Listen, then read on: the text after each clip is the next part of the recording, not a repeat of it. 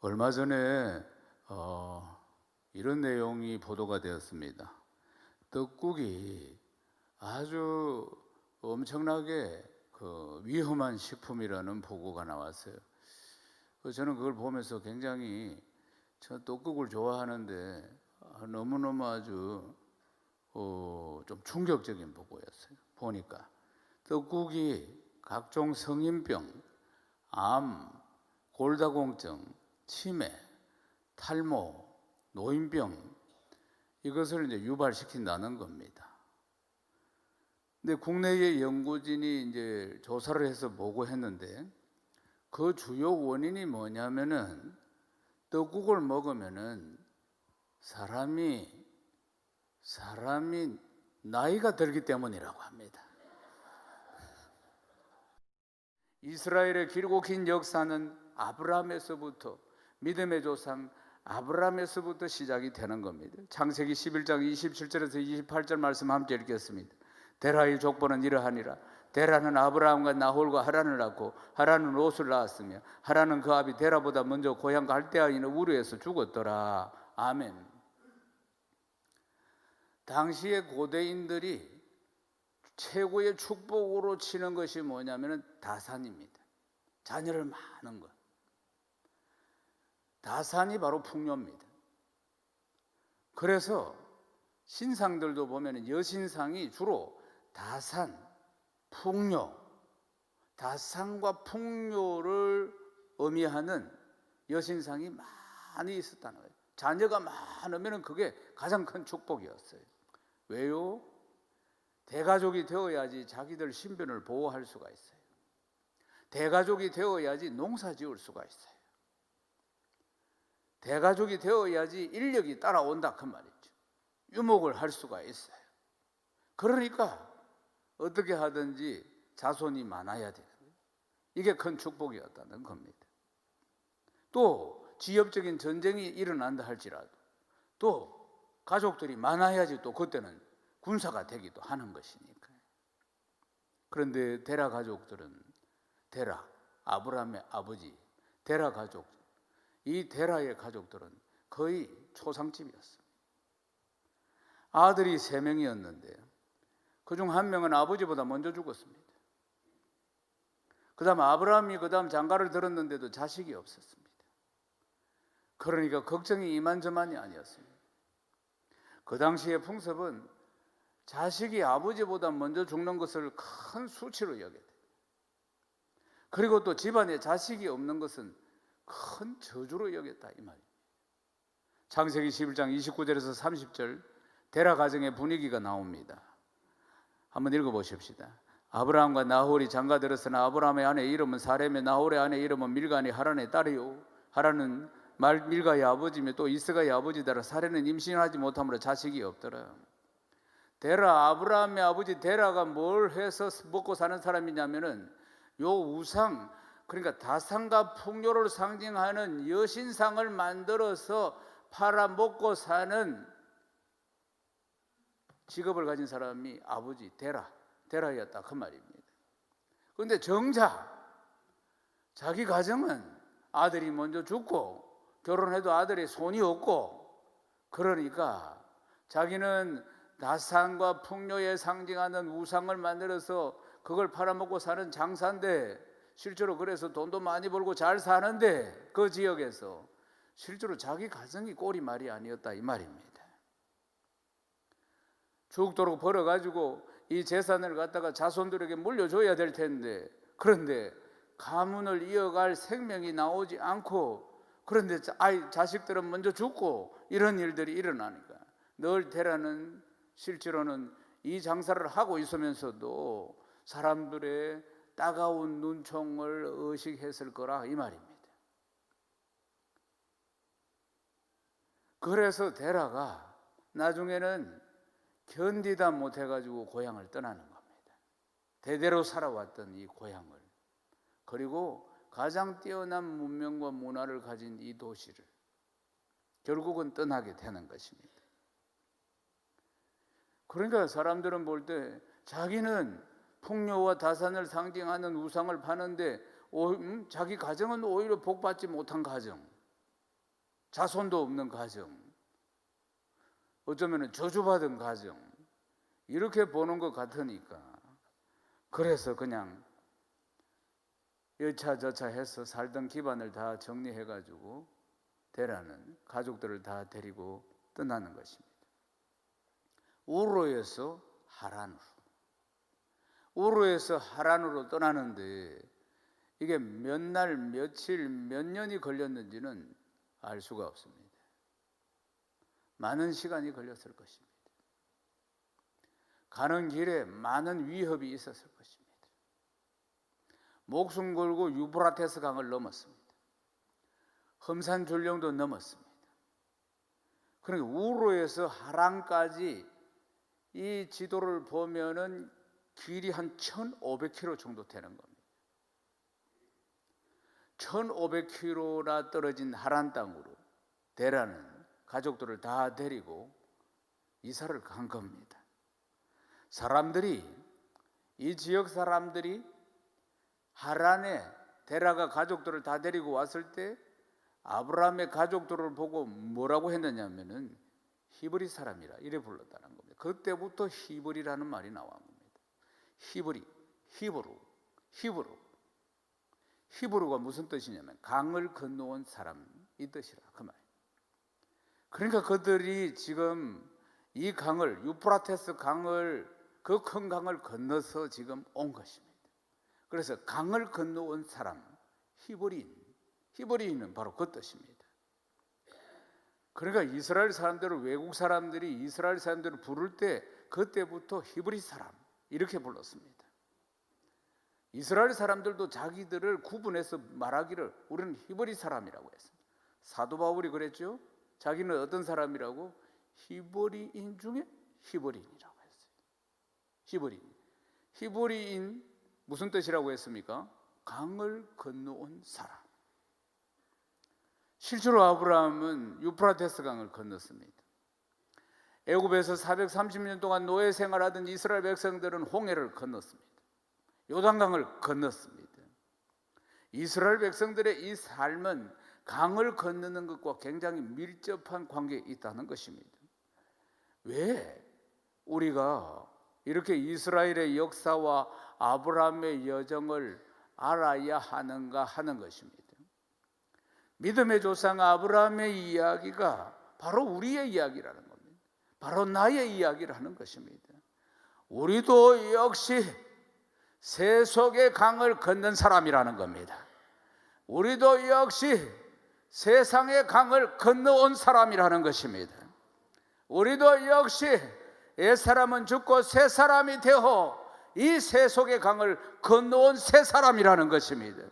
아멘이십니까? 우리가 예수 믿기 전에 옛사람이 어떻게 했습니까?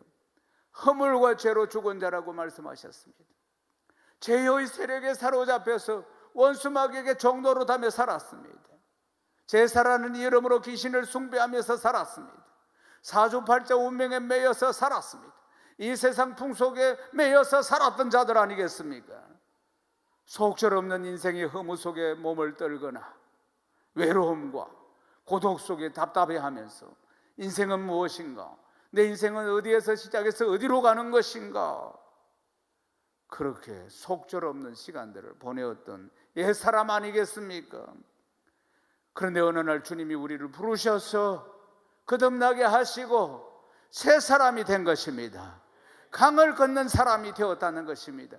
세상의 강을, 세속의 강을, 욕망의 강을 건너서 하나님 나라로 옮겨진 자가 바로 우리인 줄로 믿습니다. 우리는 이전에는 세상 끝을 거머쥐려고 했습니다. 세상의 부요함만이 우리의 욕망의 목표였습니다. 그러나 이제는 달랐습니다. 완전히 달라졌습니다.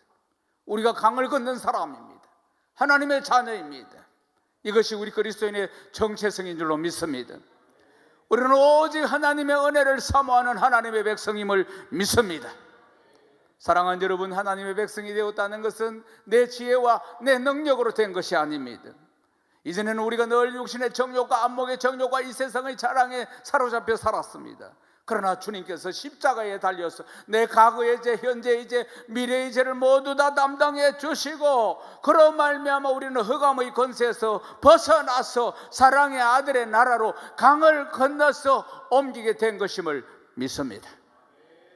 골로새서 1장 13절 말씀 우리 함께 읽겠습니다. 그가 우리를 흑암의 권세에서 건져내서 그의 사랑의 아들의 나라로 옮기셨으니 강을 건너서 옮겼다 그 말입니다.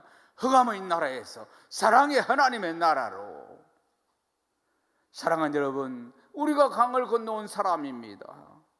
우리가 하나님께로부터 난 자인 것입니다.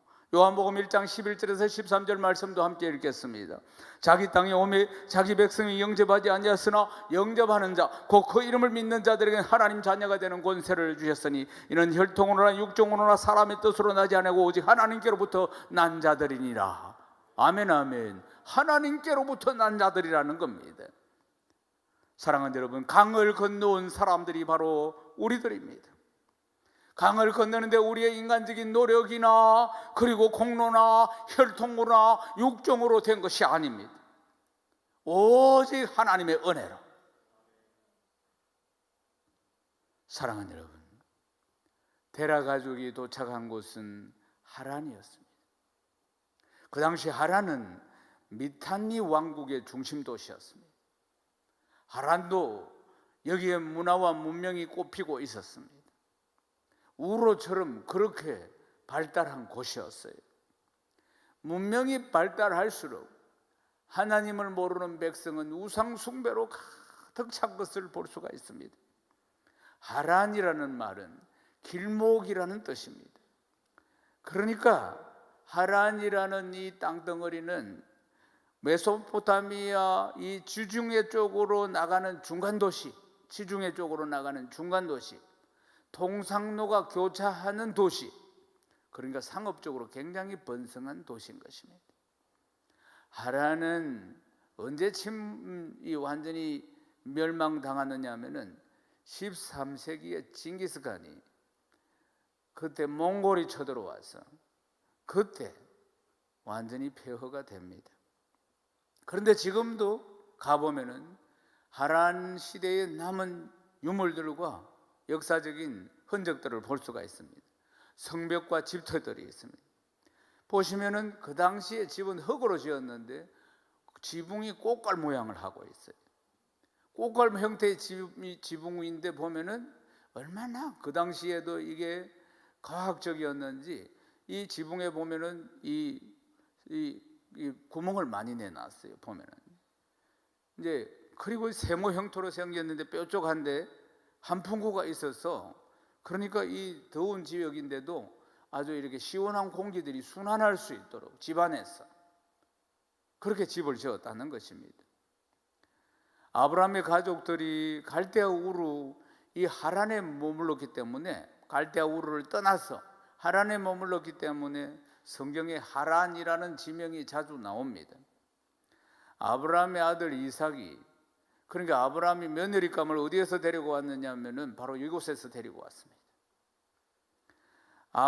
또 이삭의 아들 야곱이 형 에서의 칼을 피해서 도망을 간 것도 바로 이곳입니다. 하란. 20년 동안 험한 세월을 보낸 곳이 바로 이곳입니다. 데라가 205세, 205살 그때 이제 세상을 떠나게 됩니다. 늙어가지고 하란 땅에서 죽게 됩니다. 창세기 11장 31절에서 32절 말씀 또 읽겠습니다. 데라가 그 아들 아브라함과 하란의 아들인 그의 손자 롯과 그의 며느리 아브라함의 아내 사레를 데리고 갈대아 우르를 떠나 가나안 땅으로 가고자 하더니 하란에 이르러 거기 거류하였으며 데라는 나이가 205세가 되어 하란에서 죽었더라. 아멘. 데라는 가나안 땅으로 들어가지 못하고 여기서 죽습니다. 왜 데라는 아브라함의 아버지 데라는 가나안 땅에 들어가지 못하고 여기서 죽었을까 하는 것입니다. 여호수아 24장 2절 말씀 우리 함께 읽겠습니다. 여호수아가 모든 백성에게 이르되 이스라엘의 하나님 여호와께서 이같이 말씀하시기를 옛적에 너희 조상들 곧 아브라함의 아버지 나홀의 아버지 데라가 강 저쪽에 거주하여 다른 신들을 섬겼으나 아멘. 데라가 물론 205세나 되었기 때문에 나이가 많아서 죽었다고 할 수도 있겠지만은 성경은 그 죽음이 우연이 아니라는 것입니다. 가나안 땅은 우상과 전쟁해야 할 땅입니다. 가나안 땅은 오로지 하나님만을 섬겨야 하는 땅인 것입니다. 결코 다른 신을 섬길 수 없는 땅이 바로 가나안 땅이라는 것입니다. 여호수아에게 그래서 이렇게 말합니다. 여호수아 24장 15절 말씀 우리 함께 읽겠습니다. 만일 여호와를 섬기는 것이 너희에게 좋지 않게 보이거든 너희 조상들이 강 저쪽에 섬기던 신들이 있든지 또는 너희가 거주하는 땅에 있는 아무리 족속의 신들이든지 너희가 섬길 자를 오늘 택하라. 오직 나와 내 집은 여호와를 섬기겠노라. 아멘. 오직 나와 내 집은 여호와를 섬기겠노라. 사랑하는 여러분, 가나안 땅에서는 우상 섬길 수 없는 것입니다. 선택해야 하는 것입니다. 결정해야 되는 것이에요. 데라가 죽은 이후에 75세 된 아브라함에게 하나님이 찾아오십니다. 창세기 12장 1절에서 2절 말씀 함께 읽겠습니다. 여호와께서 아브라함에게 이르시되 너는 너의 고향과 친척과 아버지의 집을 떠나 내가 내게 보여줄 땅으로 가라. 내가 너로 큰 민족을 이루고 내게 복을 주어 내 이름을 창대케 하리니 너는 복이 될지라. 아멘. 아브라함에게 여호와 하나님이라는 신이 찾아온 것입니다. 여호와 하나님이라는 한 번도 보지도 듣지도 못한 신이 아브라함을 찾아와서 직접 말씀하신 것입니다. 정확하게. 창세기 12장 4절 말씀 우리 함께 읽겠습니다. 이에 아브라함이 여호와의 말씀을 따라갔고 롯도 그와 함께 갔으며 아브라함이 하나님을 떠날 때에 75세였더라. 아멘. 하나님이 말씀하시니까, 여호와라는 신이 말씀하시니까 아브라함이 무작정 순종하고 떠나가는 겁니다. 무작정 순종하고 갈 바를 알지 못하고 갔다고 하지 않아요. 가나안 땅이 어딘지도 모르고 갔다는 것입니다. 하나님이 가라고 하시니까 이 땅이 어디 있는지도 모르면서 순종하며 아브라함이 갔다는 것입니다. 그런데 아버지는 세상 떠나고 이때 이제 나홀이라고 아브라함의 형제가 있는데 나홀은 자기는 그 험한 길을 가기 싫다고 했습니다. 그냥 여기서 그냥 그대로 있고 싶다고 이야기한 겁니다. 살기 좋은 하란 땅에 그냥 나홀은 그대로 머뭅니다. 나홀은 하란 땅에 남았는데 뒤에 역사적인 기록들을 보면은 나홀의 후손들을 보면은 이들이 어떻게 살았는지 행적을 알 수가 있습니다. 후일에 아브라함이 이삭이 40세가 되었을 때, 아들 이삭이 40세가 되었을 때 며느리감, 아내를 구할 때 아브라함이 하란 땅에 종을 보냅니다. 거기에 누가 있었다고 했습니까? 나홀이 있었다고 했죠. 나홀이 낳은 아들인 무두엘의 딸, 그러니까 나홀의 뭡니까? 소녀딸 리브가를 이삭의 아내로 데려옵니다. 그 후에도 이삭의 아들 야곱이 형 에서의 분노를 피해가지고 바단 아람으로 도망을 갔습니다. 그때 리브가의 오빠인 라반의 집으로 가게 됩니다. 하란. 20년 동안 일을 해가지고 그래서 그 딸 레아와 라헬을 아내로 맞이해가 12명의 아들을 낳습니다. 라반은 잔머리가 야곱보다도 훨씬 뛰어났습니다. 상술이 아주 뛰어났어요. 그래서 이제 야곱을 20년이나 데리고 있었습니다. 근데 야곱이 이제 고향 땅으로 가는 20년 동안 외삼촌 집에서 있다가 그 다음에 이제 가게 됩니다. 가나안 땅으로 들어가게 될 때 아내 라헬이 그때 나오면서 뭘 했느냐면은 드라빔이라는 이 우상을, 수호신 우상을 이걸 훔쳐가지고 낙타 안장 밑에 넣어가지고 그래서 나옵니다. 근데 보면은 그 아버지가 그냥 그거 찾으러 그냥 군사들을 데리고 오지요. 보면은 드라빔이라는 겁니다. 이 드라빔이라는 것은 가족의 수호신입니다. 왜 라헬이, 야곱의 아내인 라헬이 이걸 아버지 것인데 훔쳐가지고 낙타 한 장 밑에 넣어가지고 이걸 챙겨가지고 왔을까? 드라빔을 가진 자가 부모의 재산을 물려받는 겁니다. 그래서 라헬이 물론 가나안 땅으로 가니까 그렇지만은 자기는 이 법적인 재산권을 주장하기 위해서 권리 정표로 이걸 가져간 겁니다. 라헬을 속셈은 그랬다 그 말이에요. 그러나 적과 꾸리는 가나안 땅에는 이런 우상은 필요 없는 겁니다. 라헬이 가족의 수호신을 가지고 왔다 할지라도, 드라빔을 훔쳐서 가지고 왔다 할지라도 가나안 땅에는 하나님이 통치하는 땅이고 일절 우상을 섬길 수 없는 하나님만을 섬기는 땅이기 때문에 이런 우상 필요 없는 것입니다. 이걸 훔쳐서 가져오는 라헬의 성품을 볼 수 있습니다. 라헬도 굉장히 야욕이 큰 사람이다. 그러니까 아버지의 수호신을 가지고 드라빔을 나올 정도니까 말이에요. 이런 것들을 볼 수가 있습니다. 그리고 또 아버지가 막 그걸 찾으니까 변명을 하잖아요.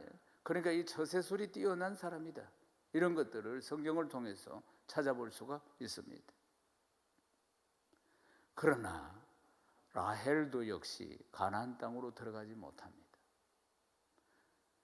에브라데스, 베냐민을 낳다가 죽습니다. 갈대아 우르에 살던 아브라함의 형제 하란도 죽었고 우상장사 데라도 하란 땅에서 죽었고 결국 라헬도 약속의 땅에 들어가지 못하고 도중에 죽었습니다. 죽음의 스토리, 이건 우연한 것이 아닙니다. 아무나 가나안 땅에 들어갈 수 없기 때문인 것입니다.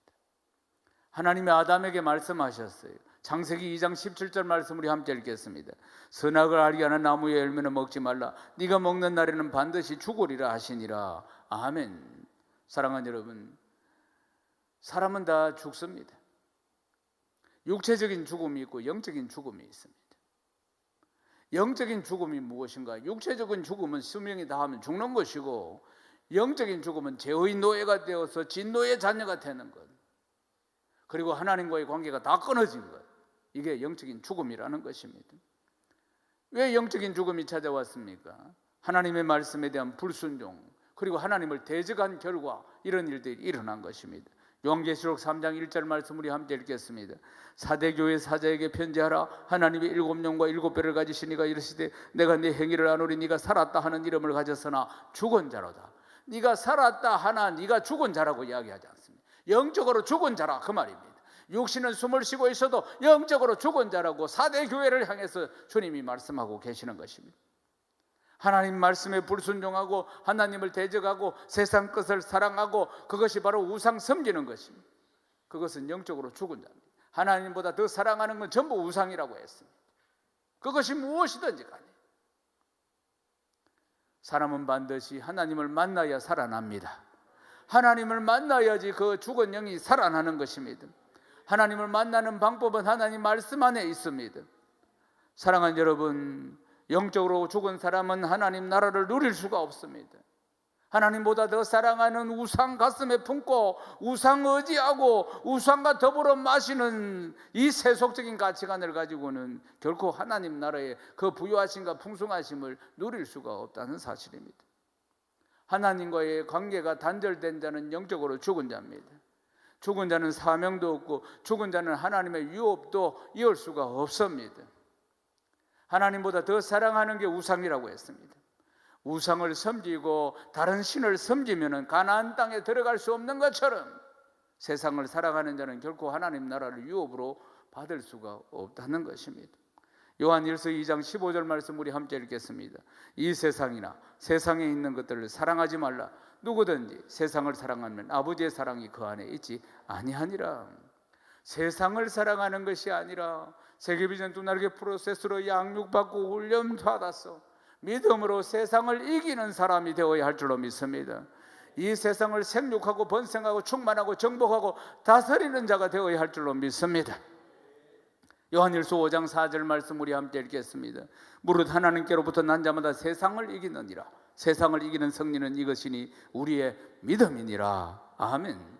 무릇 하나님께로부터 난 자마다 세상을 이기느니라. 세상을 이기는 승리는 이것이니 우리의 믿음이니라. 사랑하는 여러분, 우리가 강을 걷는 사람입니다. 우리가 영적으로 희버린인 것입니다. 우리 안에 있는 게 무엇입니까?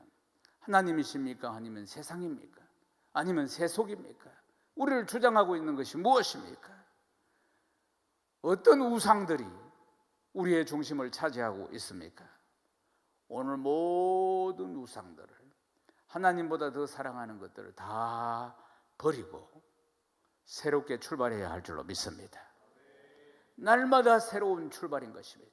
날마다 새로운 구원, 감격, 날마다 새로운 은혜를 덧입기 위해서는 날마다 버려야 하는 것입니다. 날마다 버려야 합니다.